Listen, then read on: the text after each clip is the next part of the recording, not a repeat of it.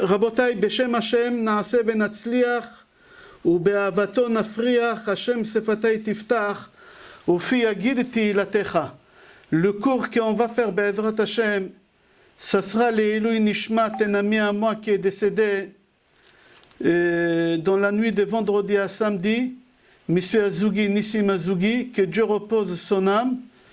Et Be'ezrat Hashem, que l'Eilui Nishmat Kol HaNiftarim et qu'on entend des bonnes nouvelles Be'ezrat Hashem. Refoua Shlema, Refoua Tanefesh, Refoua Tagouf, Lekol Cholé Amecha Israël. Alors, comme prévu, le cours qu'on va faire ensemble, on va faire le cours sur Rabbi Akiva, mais on va le faire dans une façon, dans une vision qu'on ne le connaît pas. D'après le Sod, c'est un cours que j'ai travaillé dessus à peu près 1 an, et on va, Be'ezrat Hashem, voler ensemble pendant 1h10, Be'ezrat Hashem, mais on va voir d'une autre vision. Qu'est-ce qui s'est passé avec les élèves de Rabbi Akiva? Qu'est-ce qui s'est passé avec Rabbi Akiva? Quelles maladies ils sont morts? De quelle épidémie ils sont morts? Il y a beaucoup de questions autour de l'histoire de Rabbi Akiva. Des questions qu'on ne pense pas. Comment ça se fait un Rav qui perd autant d'élèves, 24 000 élèves, en 32 jours? C'est-à-dire tous les jours il y a 750 élèves qui meurent, et pas n'importe quel élève. C'était des géants, c'était des Tanaïm. Et Rabbi Akiva, il n'a même pas eu l'idée d'organiser un Atzeret, réunir tous les gens à la synagogue pour prier. Rabbi Akiva, il laisse tous les jours comme ça 750 élèves qui meurent. Peut-être il aurait pu organiser un jour de jeûne, il aurait organisé des choses pour pouvoir arrêter cette chose-là. Deuxième question qu'elle se pose, dans toute l'histoire des Juifs, depuis la création du monde, il n'y a pas quelqu'un qui a eu plus que 80 élèves. Dans l'histoire, il n'y a pas quelqu'un qui a eu plus que 80 élèves. Et Rabbi Akiva, il a eu 12 000 élèves. D'où on a entendu une chose pareille? C'est quelque chose qui n'est pas logique et quelque chose qui n'est pas normal. Une autre question qu'elle se pose, quel âge il avait Rabbi Akiva quand les élèves ils sont morts? Quel âge il avait? Il était jeune. Il n'a même pas atteint l'âge de la retraite, si on peut dire. Pourquoi? Parce qu'à 40 ans, il s'est mis à étudier. Il a étudié pendant 24 ans, 24 000 élèves. Et après qu'il a eu les 24 000 élèves, ils ont commencé à mourir tous les jours, 750. C'est-à-dire que Rabbi Akiva, il a perdu ses élèves à l'âge de 64 ans.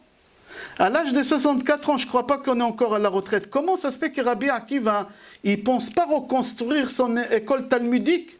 Il ne pense pas reconstruire encore les élèves. Comment ça se fait que lui, il s'arrête à comme ça? 24 000 élèves, ils sont morts. Qu'est-ce qu'il fait? Il reconstruit sa yeshiva avec 5 élèves. C'est tout. Il y a beaucoup de questions qu'on va essayer de comprendre. Qu'est-ce qui s'est passé là-bas?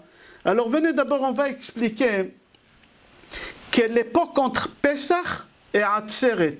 Atzeret, c'est Shavuot. L'époque entre Pesach et Atzeret, il y a 49 jours. On est en train de compter le Homer tous les jours. Et là, on a compté hier soir le 11e jour de Homer. La question qu'elle se pose, qu'est-ce qui veut dire le mot Homer? Quand vous voyez des gens avec de la barbe, les gens ils te disent c'est la barbe de Homer. Qu'est-ce que c'est la barbe de Homer? La barbe qu'on a, c'est le deuil des élèves de Rabbi Akiva. Attends, je ne comprends pas. C'est le deuil des élèves de Rabbi Akiva. Pourquoi? Pourquoi le deuil des élèves de Rabbi Akiva? Quand quelqu'un perd, chas v'shalom, son père ou sa mère, alors il doit porter le deuil pendant 12 mois. Il ne doit pas couper la barbe pendant 30 jours. D'accord, c'est le niveau le plus élevé, c'est les parents. Les parents. Là, on est en train de porter un deuil. Ça fait 2000 ans qui a le même niveau que les parents. Pourquoi? À cause des élèves de Rabbi Akiva? Pas du tout. La Shoah, on a eu 6 millions de morts. On a eu 6 millions de morts pendant la Shoah. Est-ce qu'on a organisé une période de deuil comme on a organisé pour les élèves de Rabbi Akiva? Pourquoi pour les élèves de Rabbi Akiva on a organisé, ça fait 2000 ans, une période de deuil de 32 jours? Et pour la Shoah, qu'on a eu 6 millions de morts et on n'a pas organisé? Ce soir en Israël, c'est Yom HaShoah ve'Hagvura justement. Comment ça se fait qu'on a organisé une journée Où ils sont les 6 millions de Juifs qui sont morts? Où ils sont les 6 millions de Juifs? Pourquoi? C'est-à-dire que le deuil qu'on porte, ce n'est pas du tout pour les élèves de Rabbi Akiva. Alors il faut comprendre, alors pour qui? Si ce n'est pas pour les 24 000 élèves de Rabbi Akiva, alors pour qui on porte le deuil? Deuxièmement, il faut savoir qu'est-ce qui veut dire le mot Omer. Omer, ça ne veut pas dire deuil. Il y a des gens qui croient que c'est deuil. Ce n'est pas deuil. Omer, ça veut dire une mesure. C'est quoi? Les gens qui avaient des champs, quand ils partaient récolter les premières récoltes du blé ou de l'orge, ils ramenaient les premières tiges au Beth Amikdash. Alors Omer, ça veut dire mesure. Chacun il a ramené le mesure au Beth Amikdash. Alors il ne faut pas faire un amalgame entre Omer et deuil. Omer, ce n'est pas deuil. Omer, c'est un jour de fête. On ramenait avec de la musique, on ramenait avec des instruments au Beth Amikdash cette quantité de tiges que j'ai eues. Alors pourquoi maintenant je dois porter le deuil? Est-ce que c'est pour les élèves de Rabbi Akiva? Pas du tout. La preuve, pour les 6 millions de Juifs, on n'a pas organisé. Alors si ce n'est pas pour les élèves de Rabbi Akiva qu'on porte le deuil, pour qui on porte le deuil? Et pourquoi le deuil il est élevé autant? Alors avant de commencer à parler des élèves de Rabbi Akiva et de Rabbi Akiva, j'aimerais parler des parents de Rabbi Akiva. C'était qui ces parents? On dit Rabbi Akiva c'était le fils de converti, que son père c'était un non-juif qui s'est converti au judaïsme. C'est quoi l'histoire de Rabbi Akiva? Comment il est venu au monde? Alors écoutez une histoire que j'ai entendue de Rav Baruch Rosenblum, Shlita, qui l'a ramené à un midrash. Il y a une ville en Israël qui s'appelle Lod. Les Israéliens ils l'appellent Lod. Lod. Cette ville où il y a l'aéroport d'Israël aujourd'hui, elle s'appelle Lod. C'est là-bas où il y a l'aéroport. Et dans cette ville-là, à l'époque de Talmud, les habitants à 80% c'était des non-juifs. Comme aujourd'hui. Aujourd'hui, je crois 45% des habitants, c'est des musulmans. À l'époque de la Mishnah aussi, c'était des non-juifs. 80% c'était des non-juifs. Alors il y a un non-juif qui s'appelait Joseph. Yosef. Il s'appelait Joseph. Il a habité dans cette ville Lod. Et il avait une voisine, que cette voisine, elle était juive, elle s'appelait Sarah. Et cette femme, elle était veuve. Elle était veuve, cette femme. Et elle avait une fille de 16 ans. Et c'est Joseph le Goy, qui avait à peu près la même âge que la fille, il protégeait beaucoup cette fille juive, qu'on ne lui fasse pas du mal. Il ne voulait pas lui faire du mal. Il la protégeait. Comme elle n'avait pas de père, alors il la protégeait, il faisait très attention. Et on raconte dans le Midrash qu'un jour, cette fille, elle s'est faite kidnapper. Et par miracle, c'est Joseph non-juif, il a réussi à la ramener chez sa mère dans la ville Lod. Et lui, quand il l'a ramené, cette fille chez sa mère, lui, il est parti dans la ville Yavne. La ville Yavne qui est pas loin de Lod. Et il est parti voir là-bas le Rav Rabban Shimon ben Gamliel. Et il a dit à Rabban Shimon ben Gamliel, j'aimerais me convertir pour me marier avec cette fille. Rabban Gamliel, il lui a dit, nous, on ne peut pas convertir quelqu'un pour le mariage. Nous, si on convertit quelqu'un, c'est par l'amour, pour l'amour de la Torah, pour l'amour de Hachem. Alors, on ne peut pas te convertir. Alors, lui, il a dit à Rabban Shimon ben Gamliel, s'il vous plaît, convertissez-moi, mais je reste étudier à la yeshiva pendant 5 ans.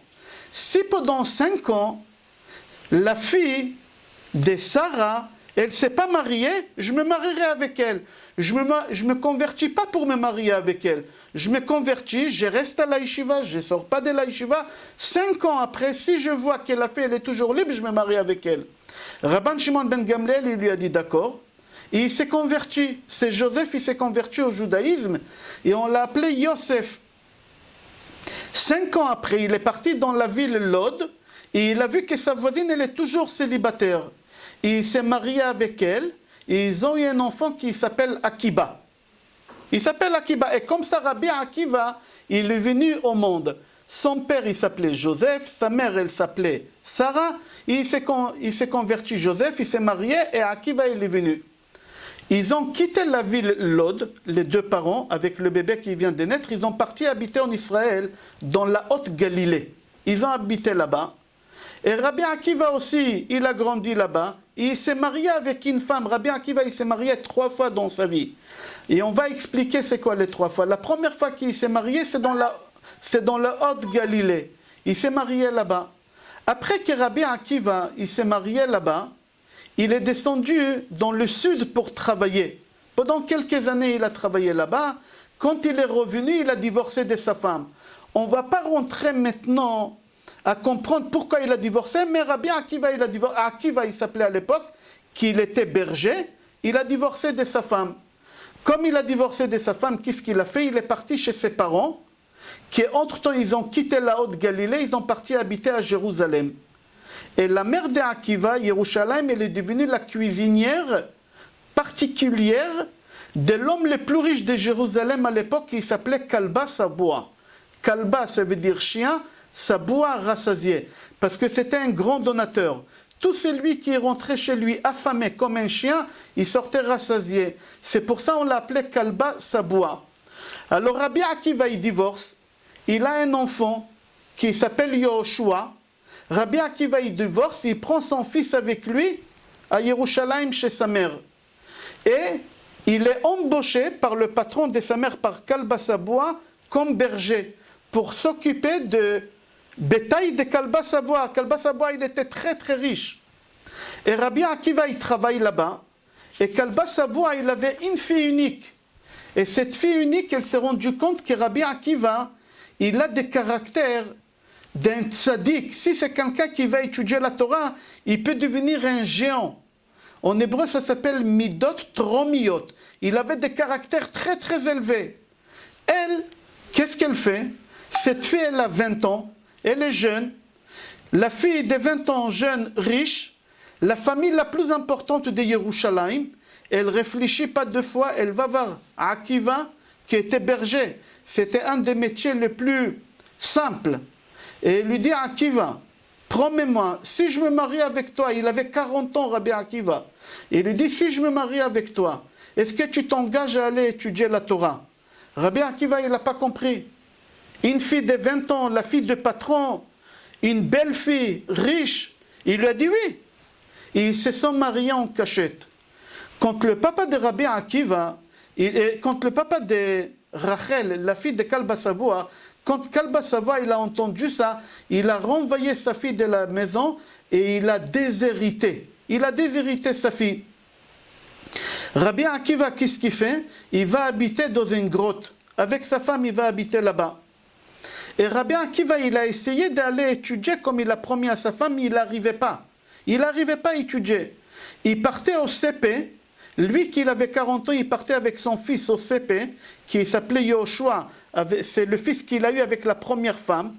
Mais il n'arrive pas à comprendre. Et pas seulement qu'il n'arrive pas à comprendre, les élèves, ils se moquent de lui. Un bonhomme de 40 ans en classe de CP avec des élèves de 6 ans. Ils n'ont pas arrêté de lui envoyer des boulettes en pleine classe. Rabbi Akiva, il avait marre, il a jeté les livres, il a dit « Je n'arrive pas, je ne peux pas, je ne suis pas fait pour les études. » Et il a dit à sa femme « J'ai les rabbins. Ramène-moi un rabbin et je vais le mordre comme un âne. » Comme ça c'est rapporté dans Gemara Shabbat. Et là-bas la Gemara, elle pose la question, elle dit « Pourquoi cette haine à des rabbins à tel point de dire je vais le mordre comme un âne ?» En général, on dit je vais le mordre comme un chien. Il y a une différence entre une morsure d'un âne et d'un chien. Le chien, quand il mord la chair. L'âne, quand il mord l'os. Il ferme les dents et il ne lâche pas jusqu'à qu'il craque, jusqu'à qu'il casse les os. Rabbi Akiva, il avait la haine pour les rabbins, qu'il a dit, vous me ramenez un rabbin. Il a dit à sa femme, ramène-moi un rabbin et je vais le mordre comme un âne. J'ai la haine contre les barbus. J'ai la haine contre la religion. La religion, ce n'est pas fait pour moi, je ne peux pas. Je te promis, je ne peux pas. Rachel, elle était très intelligente. Il lui dit, écoute-moi, Akiva, va m'acheter un âne vieux. Pourquoi un âne vieux? Parce qu'un âne vieux, le dos de l'âne, il y a une bosse. Pardon, il y a un creux. Tellement il a pris la charge pendant toutes ces années, il y a un creux qui s'est creusé là-bas. Lui, il lui achète un âne, et elle, sa femme, qu'est-ce qu'elle fait? Elle met de la terre dans ce creux, elle met de la terre, et elle met une fleur. Et elle dit à son mari, à Akiva, tu ne veux pas étudier la Torah, il n'y a pas de problème. Mais va au chouk, va au marché tous les jours, et tu te mets dans la place et tu vas arroser la plante. Et lui, il partait tous les jours, comme sa femme lui demandait, il arrosait la plante. Et au début, les gens, ils s'arrêtaient. Ils disaient, mais quelle merveille, jamais on a vu une chose pareille. Sur le dos d'un âne, il y a une plante. Ils se sont arrêtés, ils regardaient le premier jour, le deuxième jour, le 5e jour, le 10e jour. À la fin, les gens, ils se sont enlacés. Ils n'arrêtaient pas. Alors Akiva, il dit à sa femme, je ne comprends pas, c'est quoi ton but? Au début, les gens, ils restaient. Après, les gens, ils ne regardent plus. Je ne fais rien. Sa femme, il lui a dit, c'est ça qu'est-ce que je voulais t'apprendre. Au début, les élèves, ils se moquent de toi. Au début, les élèves, ils t'envoient des boulettes. Mais ils vont s'habituer. Attends, 2 semaines, 3 semaines, et après en classe, personne ne va remarquer que tu es là. Alors retourne en classe. Il a écouté Rachel, il est rentré en classe, et il a commencé à étudier. Il a appris les lettres doucement, doucement, il a appris les voyelles doucement, doucement, jusqu'à qu'à la fin, sa femme elle lui a dit, tu vas étudier la Torah chez Rabbi Eliezer Agadol, ve Rabbi Yoshua ben Hanania. Rabbi Akiva, il n'était pas appelé encore Rabbi, Akiva il est parti étudier la Torah chez Rabbi Eliezer Agadol et Rabbi Yoshua ben Hanania. Et sa femme elle lui a dit, tu vas étudier la Torah, tu t'inquiètes pas pour la Parnassa. Moi je vais travailler, la moitié de mon salaire, je vais faire vivre ton fils et la fille qu'on a eue. Entre-temps, ils ont eu un fils, Rabbi Akiva, et sa femme, ils ont eu un fils. La moitié de mon salaire, je me débrouille avec moi et les enfants, et l'autre moitié, je t'envoie pour toi. Va étudier la Torah. Et Rabbi Akiva, il a écouté sa femme, il est parti étudier la Torah pendant 12 ans. Chaque année qu'il a étudié la Torah, il a entouré autour de lui 1000 élèves. Chaque année, 1000 élèves. C'est pas logique. C'est pas compréhensible. Jamais dans l'histoire juive, on a entendu, depuis qu'on a reçu la Torah, quelqu'un qui a eu plus que 80 élèves. Il n'y a pas quelqu'un qui a eu plus que 80 élèves. C'est vérifié et approuvé. Celui qui a eu le plus des élèves, c'était 80. Je ne parle pas maintenant de Moshe Rabbeinu. Moshe Rabbeinu, c'était le guide spirituel du peuple juif, qui est 600 000. Je ne parle pas de ça. Moi, je parle maintenant d'un Rav qui a monté une école rabbinique et qui avait plus que 80 élèves. Rabbi Akiva, il avait 12 000 élèves. Après 12 ans qu'il étudie, avec ces 12 000 élèves, il dit, je vais aller rencontrer ma femme. Écoutez la finesse. Il arrive devant la porte de la grotte de sa femme, et il entend sa voisine dire à sa femme, tu as vu ton mari, comment il est méchant, il t'a abandonné, 12 ans il est parti. Tu as vu ton mari? Et elle, la femme de Rabbi Akiva, elle répond, elle dit à sa voisine, s'il m'aurait écouté, je leur ai dit, reste encore 12 ans. Qu'est-ce que toi tu aurais fait après 12 ans que tu n'as pas vu ton fils? Il a passé l'âge de bar mitzvah, tu n'étais pas à sa bar mitzvah. Ta fille, elle a 12 ans, bat mitzvah. Tu n'as pas vu ta femme, 12 ans. Tu ne vas pas rentrer à la maison quelques minutes, prendre un café au lait avec ta femme. Tu ne vas pas rentrer quelques minutes, discuter avec ta femme. Pas du tout. La Gemara dit que Rabbi Akiva, il a dit à ses élèves, taisez-vous. J'ai eu l'autorisation de ma femme de repartir demi-tour et on repart. Il a fait demi-tour et il est reparti encore 12 ans étudier la Torah. Et encore 12 000 élèves. Total 24 000 élèves. Alors ce n'est pas compréhensible. Première chose, 24 000 élèves, ce n'est pas normal. Qu'est-ce qui n'est pas compréhensible? Il y a un fils, rentre à la maison, demande à ton fils comment ça va. Est-ce que tu étudies dans une bonne yeshiva? Est-ce que tu es content de tes rabbanim? Ta fille, c'est sa bat mitzvah. Rentre, vois ta femme si elle a besoin. Non, Rabbi Akiva dit demi-tour et on parle. Il faut comprendre pourquoi, mais on continue, Rabotai. Rabbi Akiva, quand il était dans la grotte, avant qu'il est parti étudier la Torah la première fois, au milieu de la nuit, quand sa femme elle était enceinte de leur fille, j'ai oublié vous dire qu'il y a un pauvre qui vient, qui toque dans la grotte. Et Rabbi Akiva, il se lève, et il dit à ce pauvre, tu veux quoi? Il lui dit, ma femme, elle vient d'accoucher, j'ai besoin de la paille. N'oubliez pas, j'ai besoin de la paille. Et Rabbi Akiva, il prend un peu de la paille de son lit, un peu de sa femme, et il donne à qui? Il donne aux pauvres. C'était qui ces pauvres-là? Eliyahu Hanavi. Quel rapport Eliyahu Hanavi et Rabbi Akiva? Qu'est-ce qu'il y a? Tout le temps, on voit Eliyahu Hanavi avec Rabbi Akiva. Tout à l'heure, vous allez voir. Eliyahu Hanavi et Rabbi Akiva. Deuxième chose, pourquoi Rabbi Akiva il vient prendre de la paille? Rav Galinsky Zatzal, il a dit Eliyahu Hanavi, jamais il vient prendre quelque chose de quelqu'un. Lui, il vient toujours donner. c'est la première fois qu'on voit qu'Eliyahu Hanavi vient prendre quelque chose. C'est pas normal encore. C'est pas normal, encore, c'est pas normal. Comment ça se fait qu'Eliyahu Hanavi vient prendre des choses? Jamais il prend des choses, Eliyahu Hanavi. Toutes ces questions-là, Rabotai, on va répondre tout à l'heure, n'ayez pas peur. Moi, je vais raconter quelques histoires sur Rabbi Akiva, et vous allez voir d'après la Kabbale, c'est des histoires que vous connaissez. Mais on vous a raconté des parties des histoires. Mais après, vous allez voir que toute l'histoire, c'est une seule histoire. C'est une seule histoire qu'elle a commencé 1700 ans avant. 1700 ans avant. Mais on continue, Rabotai. Après que Rabbi Akiva, il étudie 24 ans, et il a 24 000 élèves. Quand il va rejoindre sa femme, et sa femme elle est devant lui après 24 ans qu'il n'a pas vu sa femme, que sa femme elle a vieilli énormément. Sa femme elle ne faisait pas son âge, parce qu'elle avait la responsabilité des enfants, c'était une femme pauvre, elle s'est bagarrée toute sa vie seule pour s'en sortir et elle a vieilli énormément. Rabbi Akiva il regarde sa femme, il dit aux élèves, Sheli, Shela, Shelachem, Shela. Qu'est-ce que moi j'ai acquis toute ma vie, ça lui appartient à elle. C'est elle qui a tout le crédit. Et vous, tout ce que vous avez dans votre connaissance, ça lui appartient à elle. La Gemara dit que Rabbi Akiva, il avait 24 000 élèves de tout Israël. Migebat ve'ad atripas. Migebat, c'est puis en haut d'Israël jusqu'à Elat. Je précise exprès pour comprendre tout à l'heure quelque chose. Rabbi Akiva, il n'avait pas les élèves concentrés. Il les a étalés dans tout Israël. Depuis en haut, Metula, jusqu'à Elat, jusqu'en bas. Pourquoi? Pourquoi il n'a pas gardé tous dans la même école? On va comprendre Be'ezrat Hashem tout à l'heure. Il arrive Pessah.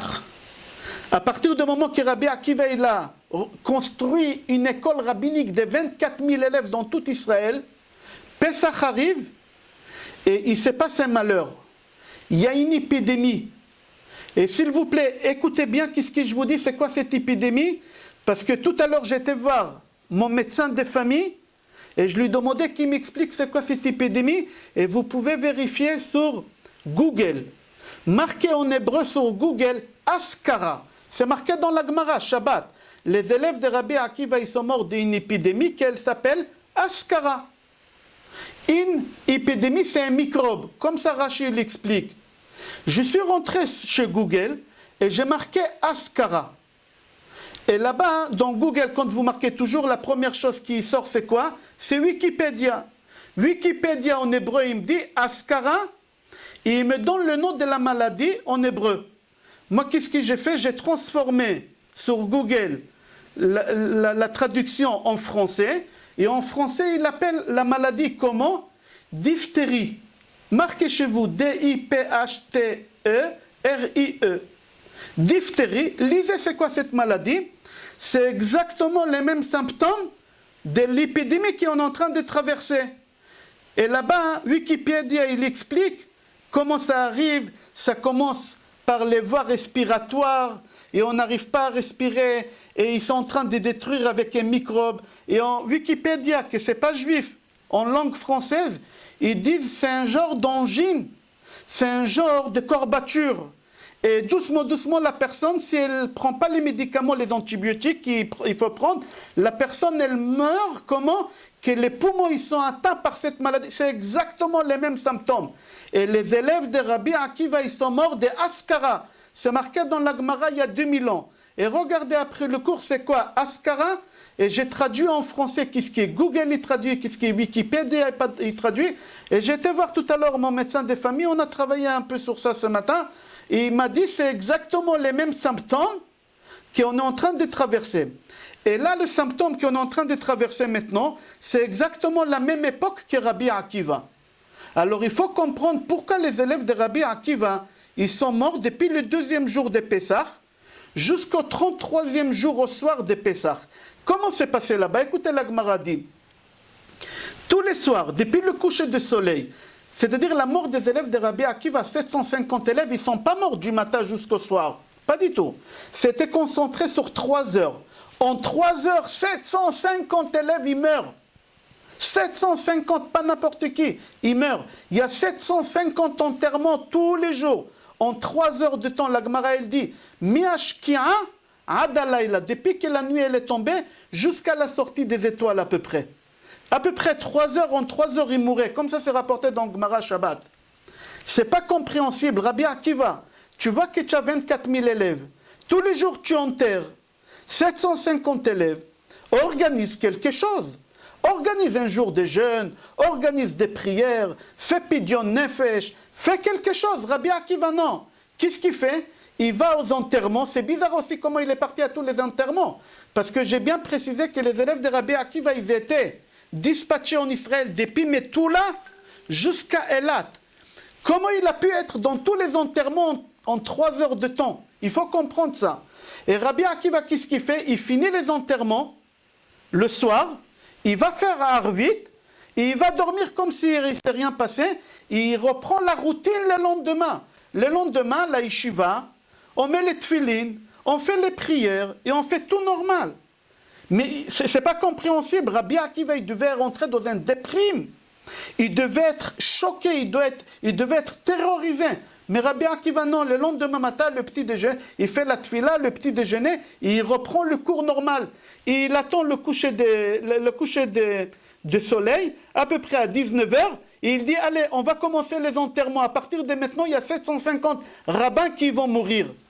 C'est pas logique, c'est pas moi qui j'ai dit, c'est rapporté dans Gemara Shabbat.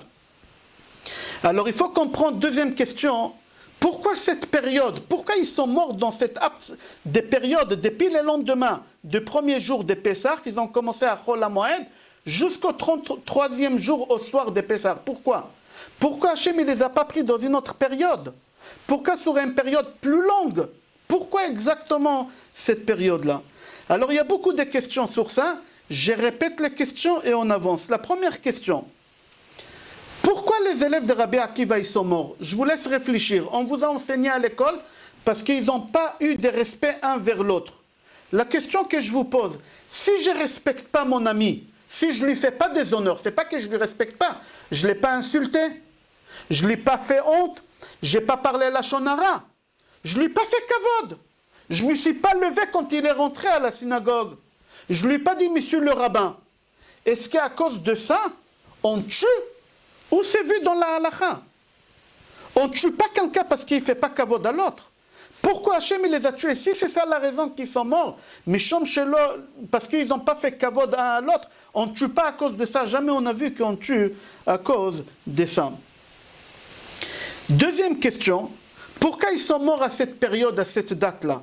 Troisième question, comment ça se fait qu'on est en deuil? Ça fait 2000 ans. Et pas n'importe quel deuil, un deuil élevé, on dirait quelqu'un qui a perdu, chas v'shalom, son père et sa mère, qu'on n'a pas le droit de couper les cheveux, on n'a pas le droit de se marier, on n'a pas le droit d'écouter la musique. C'est la même chose comme si quelqu'un il a perdu ses parents. Pourquoi? Même pour les parents, c'est une seule fois, c'est fini. C'est une seule fois. Là, ça fait 2000 ans qu'on répète, pourquoi? Pourquoi tu répètes encore? Pour les parents, on fait ça une seule fois, on ne fait pas ça 2 fois. Quatrième question, qu'on a dit, comment ça se fait que Rabbi Akiva n'organise pas des rassemblements? Cinquième question qu'on a dit, comment Rabbi Akiva il a pu être à tous les enterrements de ses élèves? Sixième question, comment ça se fait que Rabbi Akiva, après chaque enterrement, il retourne à la routine, à Arvit, il va manger son dîner, et il va dormir le lendemain matin, Shachrit Banet, petit déjeuner, et on reprend le cours. C'est quoi cette routine? C'est quoi cette chose-là? Il faut comprendre. Pourquoi ils sont morts de cette épidémie qu'on l'appelle Ascara, et en français, cette épidémie, elle s'appelle diphétrie. Vérifiez après. Septième question, pourquoi 24 000 ils sont morts? Pourquoi ils sont morts 24 000? C'est quoi ce chiffre-là de 24 000? C'est quoi? Où on a vu 24 000 dans l'histoire? C'est quoi ça? Il faut comprendre. Et à l'Akba Omer, pourquoi on fête à l'Akba Omer? Vous savez pourquoi on fête à l'Akba Omer? Dans la Gemara, c'est marqué le 33e jour de Omer, on fête parce qu'ils ont stoppé de mourir les élèves de Rabbi Akiva. Quelqu'un peut m'expliquer c'est quoi? Ils ont stoppé de mourir? Je vais vous expliquer c'est quoi ils ont stoppé. Il y a 24 000 élèves, il y a 23 900 qui sont morts, et ça a stoppé, il reste encore 100 des vivants. Alors tu dis, ils ont stoppé, il y a encore des vivants. Ici, ce n'est pas le cas. Ici, ils sont tous morts. Les 24 000 élèves, ils sont morts. Comment ça se fait que la Gemara dit, ils ont stoppé de mourir, ils n'ont pas stoppé de mourir, ils sont tous morts. Il ne restait même pas un seul, les 24 000, ils sont morts. Alors pourquoi la Gemara dit, ils ont stoppé de mourir? Avant de répondre sur toutes ces questions-là, j'aimerais rapporter une Gemara Psachim. Une histoire, écoutez une histoire Gemara Psachim, page 22. Une histoire, suivez-moi s'il vous plaît. Il y a quelqu'un qui s'appelait Rabbi Shimon HaAmsuni. Rabbi Shimon HaAmsuni, il a pris un projet dans sa vie. Vous savez, dans la Torah, il a pris un projet dans sa vie. Dans la Torah, il y a beaucoup de mots qui se répètent souvent et. Et. Aleph, taf. Et. Aleph, taf. Par exemple, kabed et avicha ve'et imecha. Ish imo vaviv tiraou ve'et shaptotai tish. Il y a le et. C'est quoi ce et là dans la Torah qui se répète plusieurs centaines de fois? Alors Rabbi Shimon HaAmsuni, il a pris un projet, et il a expliqué tous les et dans la Torah, qu'est-ce que ça vient de nous enseigner en plus qu'on ne voit pas. Un jour, il est arrivé à un et, il a tout laissé tomber, écoutez-moi bien. Dans la Torah, c'est marqué un pasuk, Ve'et Hashem Elokecha tira. C'est quoi Ve'et Hashem Elokecha? Et Dieu tu dois craindre. C'est quoi et Dieu tu dois craindre? C'est quoi le et? Qui c'est en plus comme Dieu? Qui a le même niveau que Dieu? Quand tu dis honore ton père et ta mère, alors lui il a dit ton père et ta mère, et le et il veut dire ton frère qui est plus grand que toi. Le et il veut dire quelque chose. Mais quand il est arrivé au pasuk dans la Torah, qu'il faut craindre, et Hachem il faut craindre, il a dit qui est et? Qui il a le même niveau que Hachem? Qui c'est qu'on doit craindre comme Hachem? Qui c'est celui-là? Qu'est-ce qu'il a fait? Shimon HaAmsuni, Rabbi Shimon HaAmsuni, il a tout laissé tomber. Il a dit, je suis choqué, je ne sais pas qui a le même niveau qu'Hachem. Hachem, c'est le plus haut, je ne peux pas expliquer, il a tout laissé tomber. Jusqu'à qu'il est venu Rabbi Akiva, et il a expliqué. C'est-à-dire quoi jusqu'à qu'il est venu Rabbi Akiva? D'où il est venu Rabbi Akiva? La Gemara, elle dit, jusqu'à qu'il est venu Rabbi Akiva, et il a donné une explication, qui a le même niveau qu'Hachem? Qui c'est? Rabbi Akiva, il a expliqué quand il est venu. Alors on pose la question, il dit, d'où il est venu Rabbi Akiva? Écoutez d'où il est venu Rabbi Akiva. C'est une Gemara qui raconte une histoire, une autre histoire, écoutez bien. C'est Gemara Chagiga. La Gemara Chagiga, elle raconte qu'il y a 4 rabbins, Ben Azai, Ben Zoma, Elisha Ben Avouya et Rabbi Akiva, ils ont monté au 4e ciel, qui s'appelle Zévoul. Il y a 7 cieux. Il y a 7 cieux. Ils ont monté au 4e ciel. Ils ont dit le nom de Hachem à Mephorash. Et ils ont volé au 4e ciel. Écoutez qu'est-ce qui s'est passé. Les 4, ils arrivent là-bas dans le 4e ciel qui s'appelle Zévoul. Et il s'est passé quelque chose. Ben Azai, il est mort. C'était tellement fort pour lui la sainteté que son âme, elle n'a pas pu résister. Elle s'est détachée du corps. Il est mort là-bas. Il est mort là-bas. Ben Zoma, le deuxième, Nishtaga, il est devenu fou. Il a vu tellement de choses qu'il est devenu fou. Il est devenu fou. Elisha Ben Avouya, il a vu quelque chose il a dit, si c'est ça, je quitte la religion. Il a quitté la religion. Il est devenu quelqu'un comme un non-juif. Il ne faisait pas Kippour, il ne faisait pas Shabbat. Il s'est marié avec une Goya. Vous imaginez un rave qui est monté au ciel. Il est descendu ici, il a tout laissé tomber. Il a enlevé la barbe, il a enlevé la kippa, il a tout enlevé. Ni Shabbat, Goya, tout il a fait. Il a vu là-bas quelque chose qui n'était pas logique pour lui. La seule personne qui est revenue de là-bas, normal, c'est Rabbi Akiva. Qu'est-ce qu'il a vu? Elisha Ben Avouya, qu'est-ce qu'il a vu qu'il a fait laisser quitter la religion? La Gemara, elle raconte, quand les 4 ils arrivent au ciel, il voit, il y a un ange, je dirais une seule fois son nom, on n'a pas le droit de répéter son nom. Alors je dirais une seule fois, il y a un ange qui s'appelle Matatron. Une seule fois, j'ai dit. Il est assis, il écrit les srouyot des béné Israël. Il écrit des choses sur le peuple juif, que des bonnes choses sur les juifs. Qui normalement il est assis? Un ange, il ne peut pas s'asseoir, il n'a pas de genoux. Comme ça, on a appris, un ange, il n'a pas de genoux. Alors, s'il n'a pas de genoux, il ne plie pas sa jambe. S'il ne plie pas sa jambe, il ne peut pas s'asseoir, ils sont toujours debout. Lui, il dit, moi j'arrive au ciel, je vois un ange qui est assis, et moi je sais qu'il n'y a qu'Hachem qui peut s'asseoir. Comme c'est marqué dans la tfila, on dit que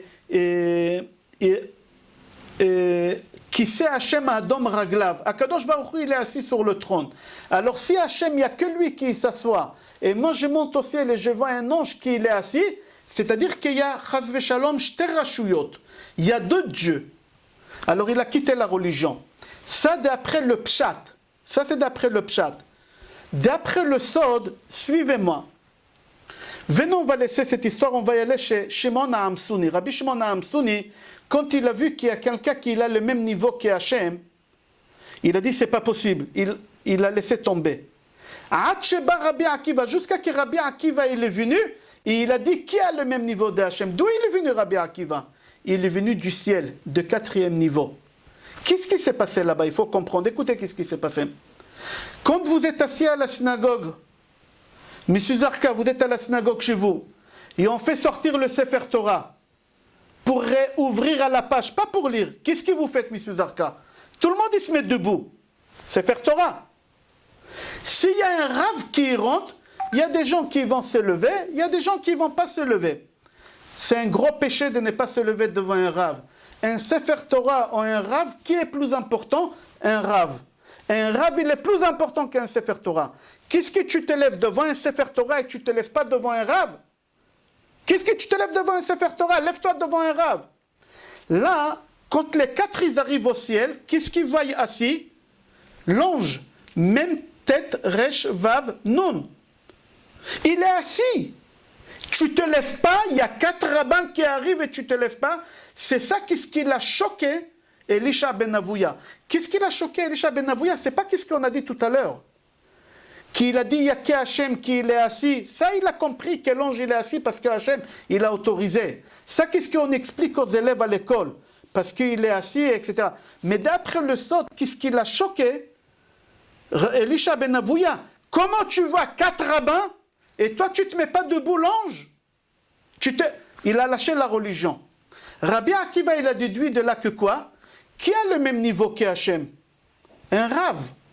Rabbi Akiva, jusqu'à que Rabbi Akiva il est revenu d'où? De 4e ciel qui s'appelle Zvul, et il a compris que c'est tellement grave de ne pas respecter un rave, à tel point qu'Hachem, vous savez qu'est-ce qu'il a fait à cet ange-là? Hachem, il a pris un pulsa de Noura. Pulsa de Noura, c'est un fouet de feu. Et il lui a donné 60 coups de fouet à cet ange.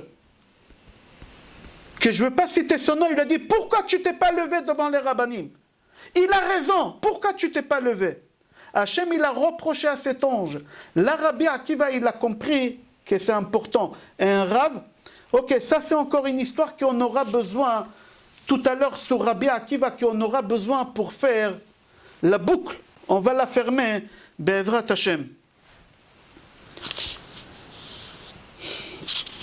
Venez, on va continuer.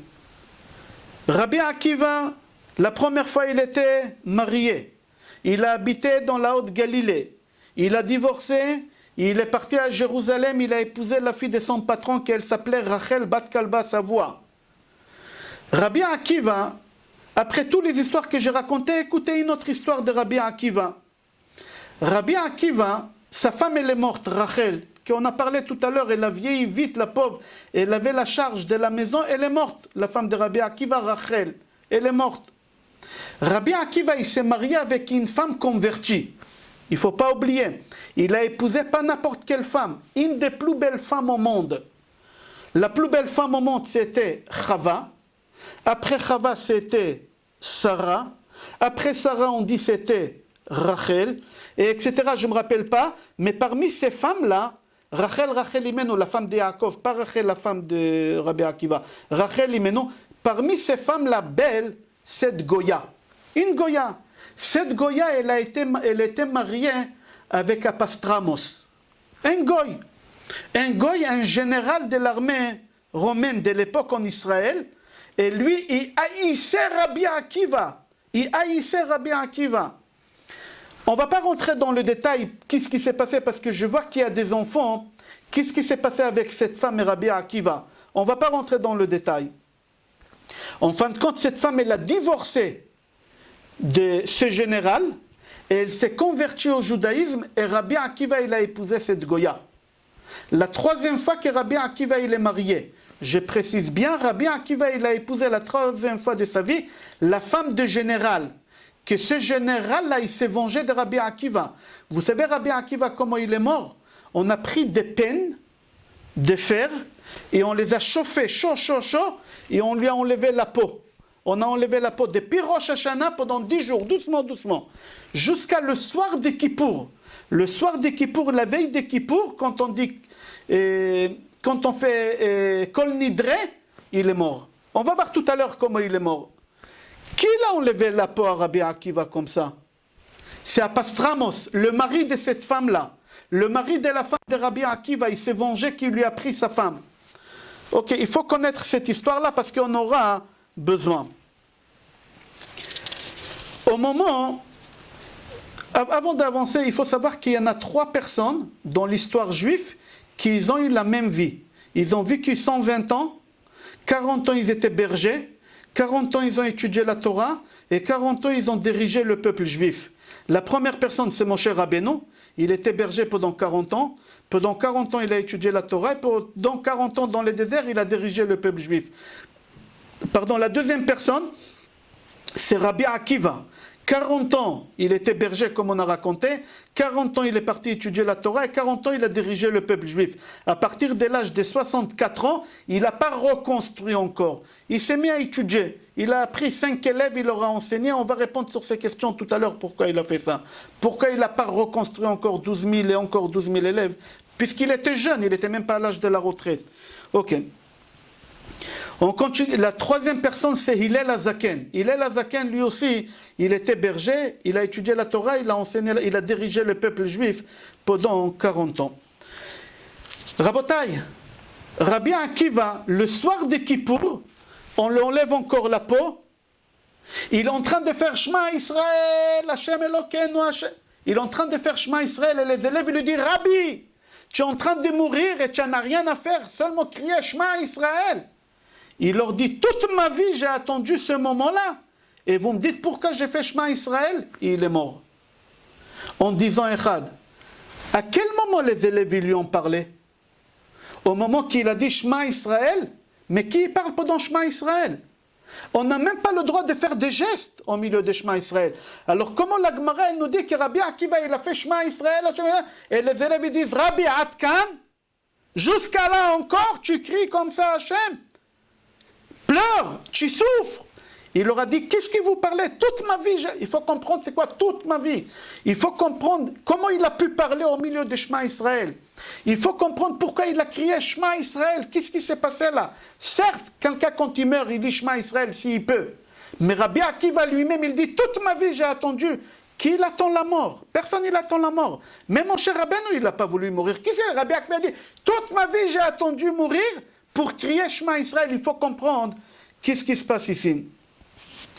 Rabotai, Rabbi Akiva il meurt. Eliyahu Hanavi, il va chercher le bras droit de Rabbi Akiva. Rabbi Akiva, il a un bras droit qui s'appelle Rabbi Yoshua Agarsi.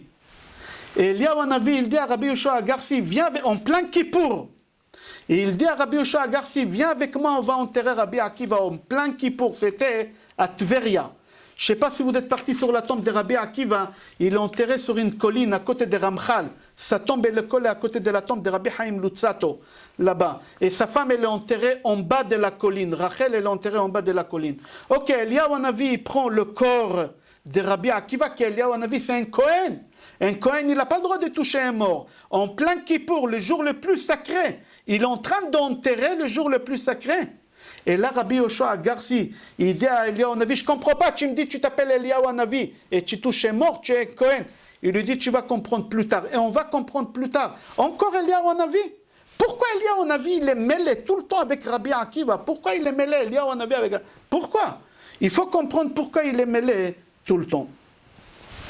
Venez, on va aller une autre histoire. Et après, on va faire, Be'ezrat Hashem, vous allez comprendre tout. N'ayez pas peur, n'y perdez pas le nord. Suivez-moi, s'il vous plaît. Une autre histoire. Rabbi Akiva, il a dit une halakha. Écoutez la halakha que Rabbi Akiva, il a dit. Rabbi Akiva, il a dit, aime ton prochain comme toi-même. Aime ton prochain comme toi-même. Comme tu veux pas qu'on te fait mal, n'y fais pas du mal aux autres. Comme tu veux vivre, fais en sorte que l'autre, il vit. Rabbi Akiva, à la fin de sa vie, il a fait marche arrière. Il a dit, c'est impossible d'aimer son prochain comme soi-même à part sa femme. Qu'avec ta femme. Tu ne peux pas faire ça avec quelqu'un d'autre si ce n'est pas avec ta femme. Il a fait marche arrière. Et la Gemara, elle ramène la preuve que Rabbi Akiva, il a changé. Comment? Écoutez une halakha. Écoutez une halakha. Il y a deux personnes qui se trouvent dans le désert. Deux personnes qui se trouvent dans le désert. Ils ont... Monsieur Hajjaj, coupez le micro, s'il vous plaît. Il y a de retour. Mechila. Ah bon? Oui. Et il y a une halakha. Deux personnes qui se trouvent dans le désert. Deux personnes qui se trouvent dans le désert. Et il y a de l'eau pour une seule personne. Et l'eau, elle m'appartient. Et je suis avec mon meilleur copain. Avec mon meilleur copain. Alors, puisque Rabbi Akiva, il a dit que ton copain il vit, tu dois l'aimer comme toi-même.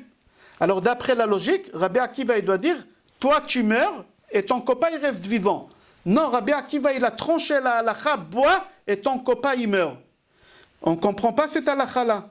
On ne comprend pas cette halakha. Il y a un Rav, Ben Potira, il n'était pas d'accord avec lui. Il a dit non, il faut partager moitié-moitié, que les deux meurent. Que personne ne voit la mort de l'autre. Comme ça, mais Rabbi Akiva, qu'est-ce qui m'intéresse Rabbi Akiva? Rabbi Akiva, il a dit, ne pense pas à l'autre, pense à toi, sauve ta peau, bois l'eau, l'eau elle t'appartient. Ça c'est la halakha. Pour comprendre, je vais vous raconter une vraie histoire. Il y a une grande association, je ne vais pas raconter quelle association, ils ont cherché un PDG.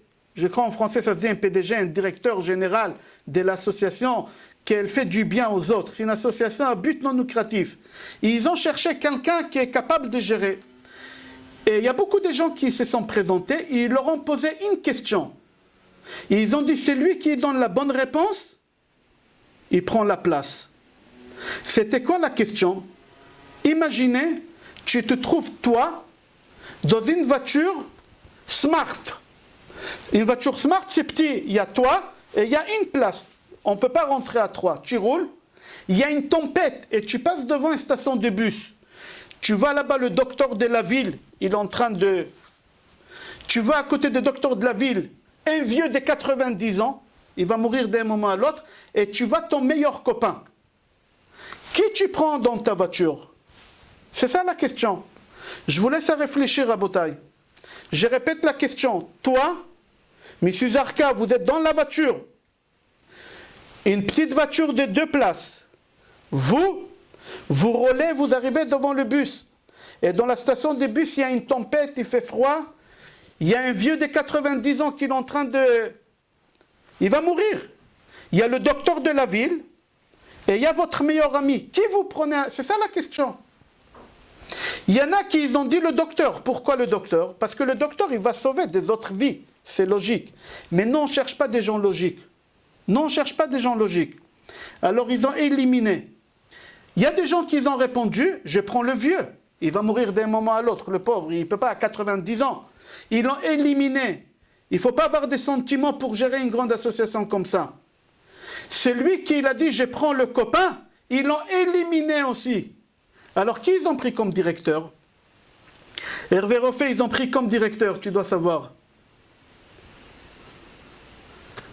Hervé, tu es là? Oui, je suis là. C'est qui ils ont pris comme directeur? C'est toi? Non, il n'y a pas de Rav ici. Souviens-toi, on a parlé de ça. Comment on fait dans ce cas-là? Rabotaï, comment on fait?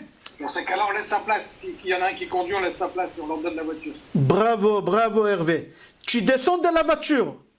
tu fais monter le docteur. Et tu fais monter le vieux et toi tu restes avec ton copain. L'homme asherim chaverim en hébreu, on dit, on ne laisse pas des copains derrière. On reste avec le copain. C'est-à-dire, eux, ils ont dit, c'est lui qui arrive à penser aux autres avant de penser à lui. C'est le contraire de l'égoïsme. Comme Hervé, il a dit, il faut arriver à ce niveau-là de penser aux autres avant de penser. Ça, qu'est-ce qu'il nous a enseigné Rabbi Akiva? Il faut comprendre pourquoi. Pourquoi Rabbi Akiva il nous a enseigné ça? On continue, Rabotai. Là, jusqu'à maintenant, j'ai raconté des histoires. Et s'il vous plaît, suivez-moi, on va commencer d'après la Kabbale. Maintenant, on va reconstruire tous ces Legos-là qu'on a construits ensemble. Et on va monter le puzzle. Et vous allez voir une très belle histoire de Rabbi Akiva. Qui c'est Rabbi Akiva? C'est quoi son histoire? On va commencer maintenant d'après la Kabbale.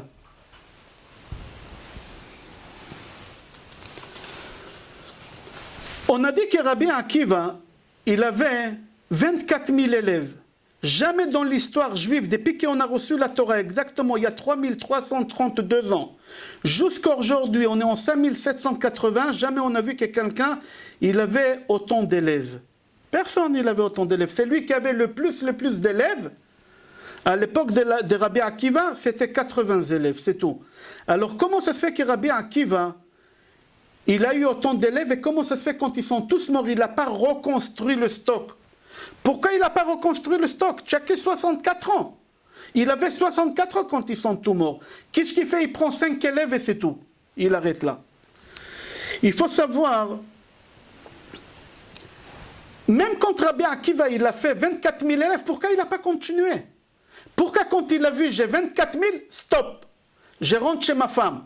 Pourquoi 24 000 tu rentres chez ta femme? C'est quoi ce chiffre-là? Pourquoi il n'a pas continué? Les élèves de Rabbi Akiva, ils sont morts. Migevat ve'ad Tripas, 750 élèves tous les jours.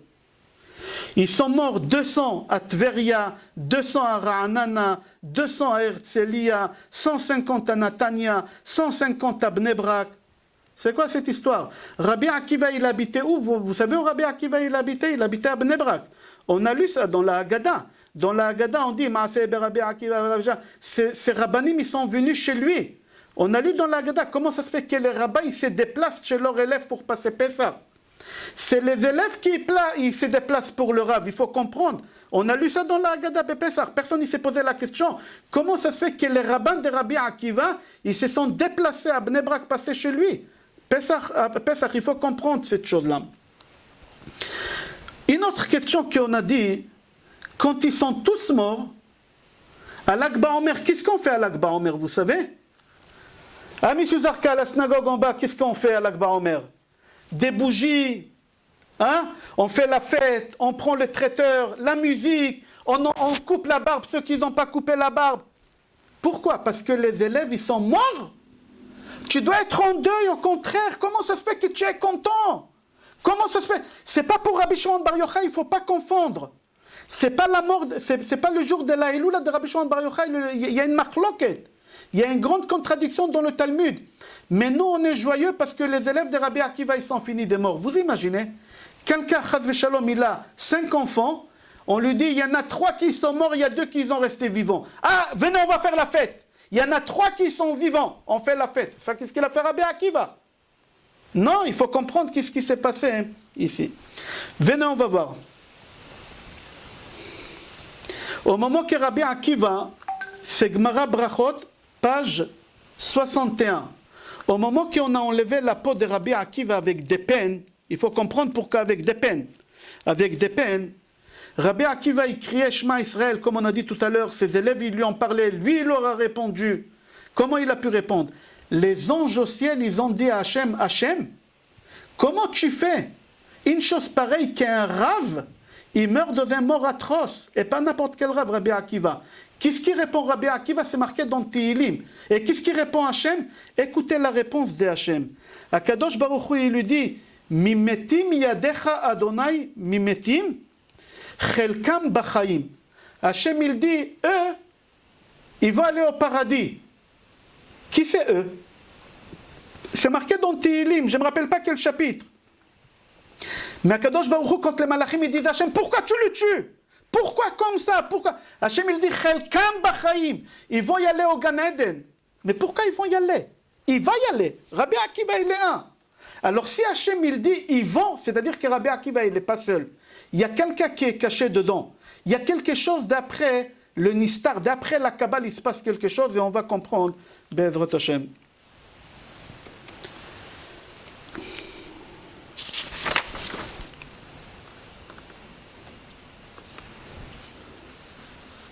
Le Ben Yehoyada, c'est le Ben Ishraï, il a écrit un livre qui s'appelle Ben Yehoyada. Et il dit qu'on a enlevé la peau de Rabbi Akiva pendant depuis Rosh Chodesh Elul, pas comme j'ai dit tout à l'heure d'après certains avis, pendant les 10 jours de pénitence, depuis Rosh Chodesh Elul, pendant les 10 jours de pénitence, tous les jours un peu. À Trospanos, il a enlevé la peau doucement, doucement. Parce qu'il lui a pris sa femme, comme on a dit tout à l'heure. Comment on commence la prière à la synagogue à Kippour, le soir de Kippour?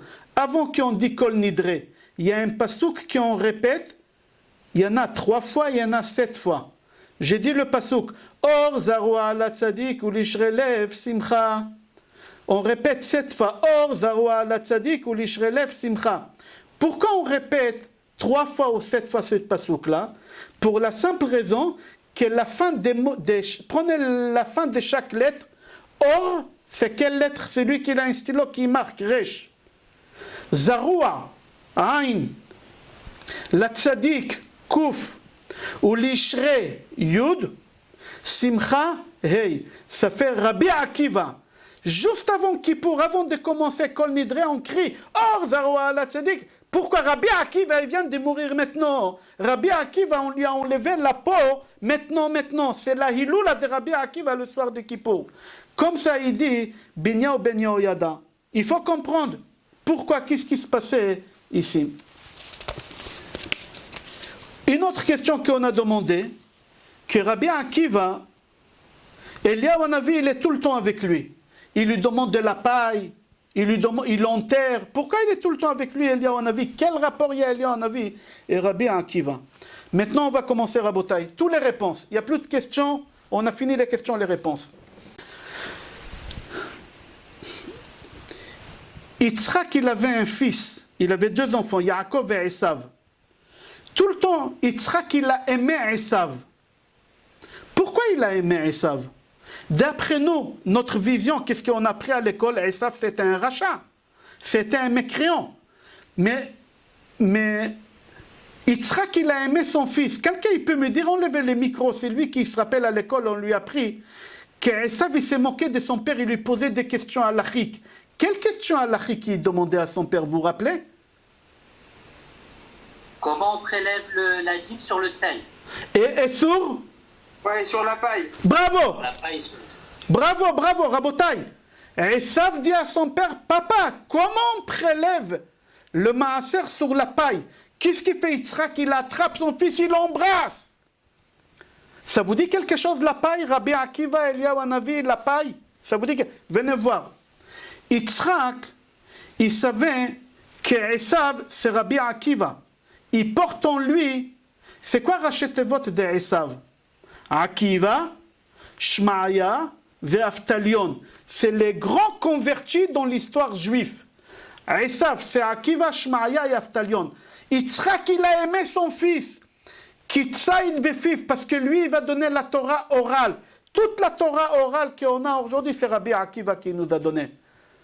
Alors, Esav, qui était rachat, il voit que plus tard Rabbi Akiva, il va prélever la paille chez sa femme, il va prélever la paille et il va donner à Eliyahu Hanavi. Alors Esav, il va voir son père, il dit, papa, je ne comprends pas, hein. J'ai vu qu'Akiva, il prélève la paille, le maaser sur la paille. Est-ce qu'on prélève le maaser sur la paille, papa? Et son père, il l'embrasse.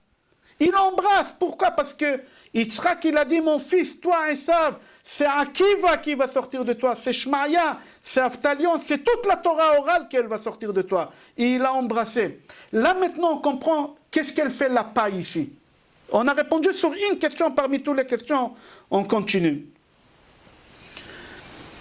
Il faut savoir aussi...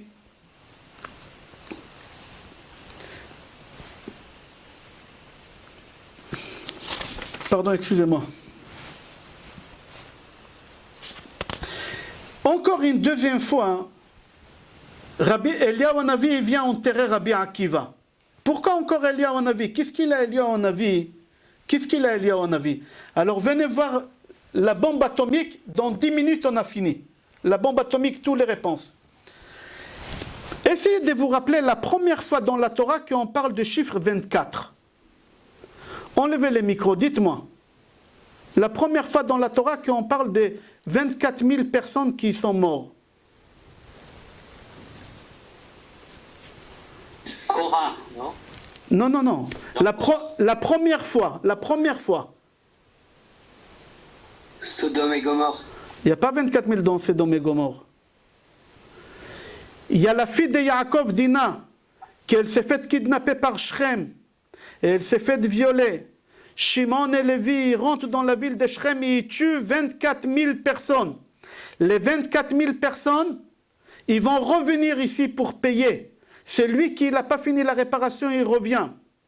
Shrem ben Hamor, qui l'a violé Dina, il est revenu encore sur terre. Alors la première fois qu'on voit 24 000, c'est dans la ville de Shrem. Et on voit que Shrem, il a violé Dina, et il faut revenir sur terre pour réparer. La deuxième fois dans la Torah qu'on voit 24 000 personnes et quelqu'un qui viole quelqu'un. Et suite à ce viol, il y a 24 000 personnes qui meurent. Vous avez dit tout à l'heure, Benabou. Dans quel paracha? Dans Parashat Pinchas, il y a quelqu'un qui s'appelle Zimri ben Salou. Écoutez-moi bien. Zimri ben Salou, il attrape une Goya. Je précise bien une Goya. Maintenant, on va comprendre pourquoi Rabbi Akiva il s'est marié avec une convertie. Zimri ben Salou, il attrape une Goya par les cheveux, une Midianite. Il rentre dans le Mishkan, il dit à Moshe Rabbeinu, Moshe, j'ai le droit d'épouser cette femme-là? Moshe Rabbeinu, il ne répond pas. Devant Aaron, devant tout le monde, qu'est-ce qu'il fait Zimri ben Salou avec Kozvi Batsour? Il la viole. Qui c'est Zimri ben Salou? C'est Shrem. Qui c'est Kozvi Batsour? C'est Dina. Qu'est-ce qui se passe? Il y a Pinchas qui passe à côté et il voit cet acte-là que Zimri avec la Goya. Pinchas, il voit qu'une partie de la tribu de Shimon, Shema Israël, Hashem, comment tu peux faire une chose pareille? Et il y a 24 000 personnes à côté, ils disent à Zimri ben Salou, tu as raison, Moshe il a pris une Goya, pourquoi toi tu ne prends pas une Goya? Il y a 24 000 personnes qui l'applaudissent, oui, pourquoi lui il a pris une Goya et toi tu ne prends pas une Goya? Alors il y a une partie de la tribu de Shimon qui écrit Shema Israël, Chilul Hashem. Il y a une partie qui écrit quoi? Oui, vas-y. Ah, qu'est-ce qu'il fait Pinchas? Il prend une épée, il les tue. Qui c'est Pinchas? Ou Eliyahu Hanavi? Pinchas, il n'est pas mort. Il n'est noten lo et beriti shalom. Pinchas, il est en train de tuer qui là? Il est en train de tuer Rabbi Akiva, qui va venir au futur fois. Là maintenant, c'est Zimri ben Salou. Et la Goya, il a fait la faute avec elle. Ils reviennent réparer maintenant chez Rabbi Akiva. Les 24 000 élèves qui ont applaudi Zimri ben Salou, ils reviennent sur terre, ils ne respectent pas un l'autre. Ils ne se respectent pas. Pourquoi? On est là pour réparer parce qu'avant, on a respecté Zimri ben Salou, on l'a applaudi. Ici, on n'applaudit personne. Ici, on est là pour réparer 24 000 personnes, on est là pour réparer. Rabbi Akiva, il vient réparer la faute qu'il a faite dans la vie d'avant avec une Goya. Qu'est-ce qu'il fait? Il prend une Goya qui l'a converti. Là, il répare. Rabbi Akiva, il sait que lui, il vient faire la réparation de qui? De Zimri ben Salou. Que Zimri ben Salou, avant, c'était Shrem. Que là-bas, il y a 24 000 élèves qui sont 24 000 personnes qui sont mortes. La deuxième fois, 24 000. Là, Rabbi Akiva, il dit, il faut que j'ai 24 000 élèves. Quand j'ai 24 000, j'arrête. Je n'ai pas besoin de plus de 24 000. Parce que je suis là pour réparer. À partir du moment qu'il a les 24 000, il dit à partir de maintenant, il faut qu'il meure. Il n'organise pas de rassemblements parce qu'il dit on est là pour réparer, je sais pourquoi on est là. Je sais pourquoi on doit mourir avec cette épidémie. Je sais pourquoi, il y a une raison pourquoi. Qu'est-ce qu'il fait Rabbi Akiva? Il n'organise pas des jours de prière, il n'organise pas des jeûnes, parce que lui, il sait pourquoi on est là. Nous, on organise aujourd'hui des jours de jeûne parce qu'on ne sait pas pourquoi on a l'épidémie. Alors on ne sait pas, alors on organise des jours de jeûne, des prières. Mais Rabbi Akiva, il savait. Quand ils sont morts, les 24 000 élèves, on dit, ils ont fini. Pourquoi ils ont fini? Ils ne vont plus revenir sur terre. Je vous ai posé la question au début, on a dit pourquoi c'est marqué ils sont finis. On dit ils sont finis quand il reste un peu. Non, ils ont fini le tikkun. Puisqu'ils ont fini le tikkun, alors ils ne vont plus revenir ici sur terre. Ils sont revenus déjà 3 fois. La première fois, Shrem. La deuxième fois, Zimri ben Salou. La troisième fois, Rabbi Akiva. Rabbi Akiva, il aura fait faire le tikkun à tous ses élèves. On n'a plus besoin de revenir. Pourquoi maintenant Rabbi Akiva, il meurt dans cette mort atroce? Pourquoi? Avant de répondre ça, les anges disent à Hachem, Hachem, pourquoi tu tues Rabbi Akiva avec une mort atroce? Qu'est-ce qu'Hachem y répond? Hachem y répond en pluriel, Chelkam b'chaim. C'est qui le pluriel? Dans le corps de Rabbi Akiva, il y a Shrem et il y a Zimri ben Salou et Rabbi Akiva. Il est en train de faire une réparation. Maintenant, ces 3-là, ils rentrent au Gan Eden cette fois-ci. C'est pour ça dans les Tehillim, c'est marqué, Kadosh Baruch Hu, il parle là-bas en pluriel, Chelkam b'chaim. Maintenant, il faut comprendre pourquoi Rabbi Akiva avec une peine. Pourquoi on n'a pas pris un couteau? Pourquoi on n'a pas pris un rasoir? Quelqu'un peut me répondre pourquoi une peine? À cause de la paille, Rabbi? Un peu. Et encore, la deuxième fois à cause, ça c'est la première fois, et à cause, la deuxième fois à cause. Rabotai, pourquoi? Parce que Zimri ben Salou, il a attrapé la Goya par les cheveux. Et il a dit à Moshe Rabbeinu, Muteret ou Asura, c'est là, j'ai le droit ou j'ai pas le droit? Pourquoi tu l'attrapes par les cheveux? Pourquoi par les cheveux? On ne va pas rentrer maintenant pourquoi il y a des enfants ici.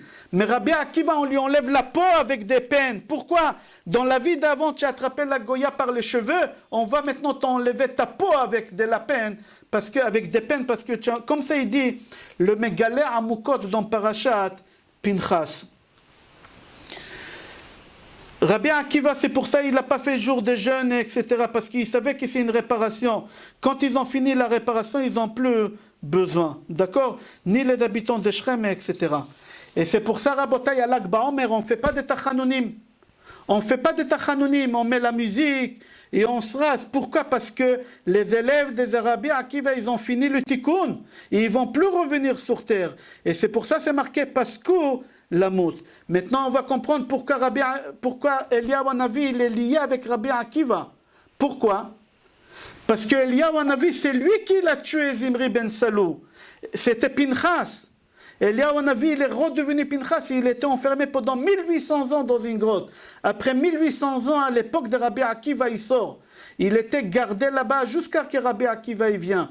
Maintenant que Rabbi Akiva il est là, alors lui, il va dire à Rabbi Akiva, donne-moi de la paille. Normalement, je ne prends rien de personne, mais de toi, je vais prendre. Parce que tu dois réparer des choses. Et ça, Esav, il l'a vu. Rachetez-vous de Esav, Akiva, Shmaïa, Ve'aftalion. Et c'est pour ça que c'est Eliyahu Hanavi qui l'enterre. Eliyahu Hanavi, il est Kohen.